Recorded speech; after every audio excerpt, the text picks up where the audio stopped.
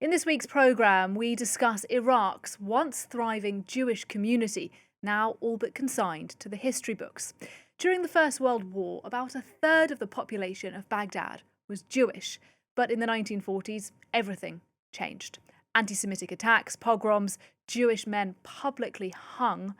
This in the context of anti-Semitism in Europe, Nazism, and the establishment of Israel in 1948. Well, we will, in a moment, look more closely at Iraq's Jewish history and what efforts there are to preserve what remains. But first, France 24's Shirli Sitbon is with me here in the studio. Hi, Shirley. Hello. Look, you've been looking at a trial that is happening here in Paris at the moment. It's a case brought by the descendants of Iraqi Jews against the French government. Now, they argue France has been using their home in Baghdad and as an embassy for 50 years, and they say actually France hasn't been paying them the proper amount of rent. It's a rather complicated story. Just explain to us what it's all about. Yes, and actually France agrees on this part. They are living in their home in Baghdad, and they are not paying them any rent. But France says it has reasons to do so. So let's start by looking at the images of the French embassy in Baghdad. The images have been shown. You can see them here. There's a French flag. It's written on the poster, "This is the French embassy in Baghdad."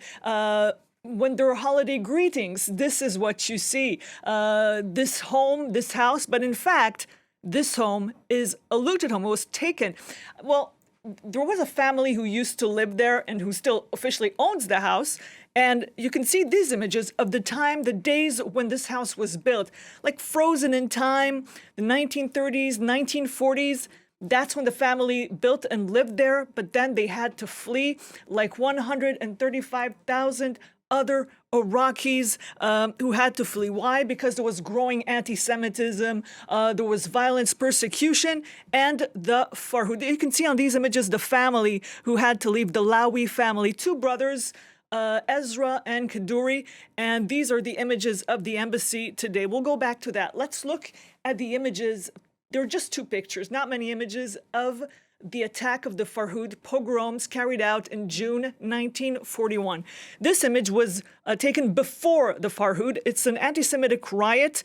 At the time, Nazi Germany had an influence in Iraq. They spread Nazi propaganda, anti-Semitic propaganda. And this image we're seeing now is after the Farhud. This is a mass grave. 179 Jews were killed in those attacks, just 2 days. And then authorities, years later, Israel was created. Some people had already fled Iraq. In 1948, when Israel was created, Iraq said to the Jewish people, there was growing discrimination, and said, you have a year to leave our country, but you'll no longer be Iraqis, and you'll leave your belongings behind. And after that, Iraq passed another law saying that all the belongings of the people who left were now state belongings, do not belong to those families, and they can never return.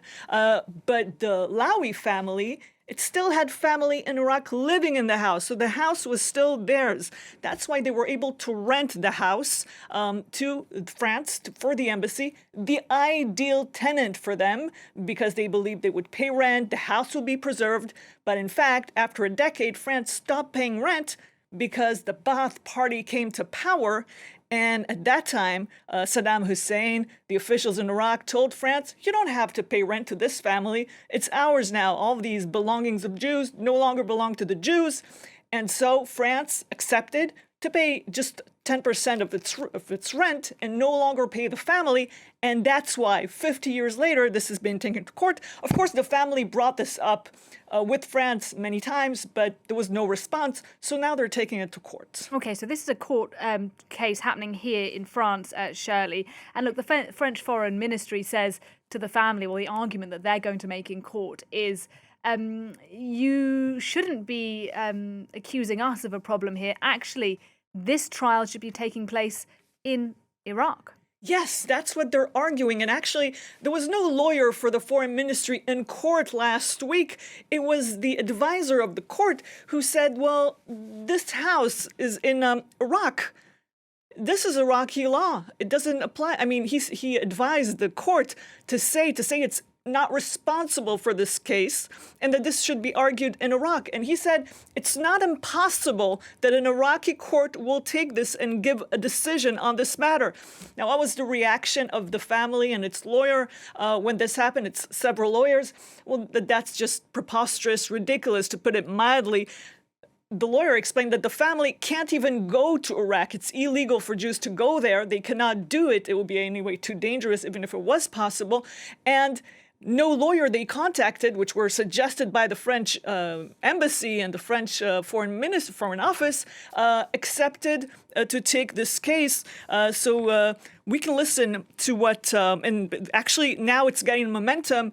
And the Figaro newspaper said, it was quoting the lawyer of the family, saying that stealing Jewish property is now made possible and done with a complacency, la complaisance. It's done with the green light of the French Foreign Office. That's what his quote. Now let's listen to the grandson of Ezra Laoui, who talked to us about what he thought of this situation. His name is Philip Kazam. France is using an Iraqi law passed specifically to punish Jews to justify using a house owned by Jews without paying the owners. There's shameless depravity here. This is the government position. It doesn't feel shame and humiliation. A G7 nation that stands for human rights, that uses liberté, égalité, fraternité as a national motto. This is what we call in English gaslighting, deliberately twisting reality to create an insane reality. That's exactly what the French government is trying to do here. It does not make any sense. So, of course, the Laoui and the Kazam family will be following this next week when the court decides whether it's competent to handle this case.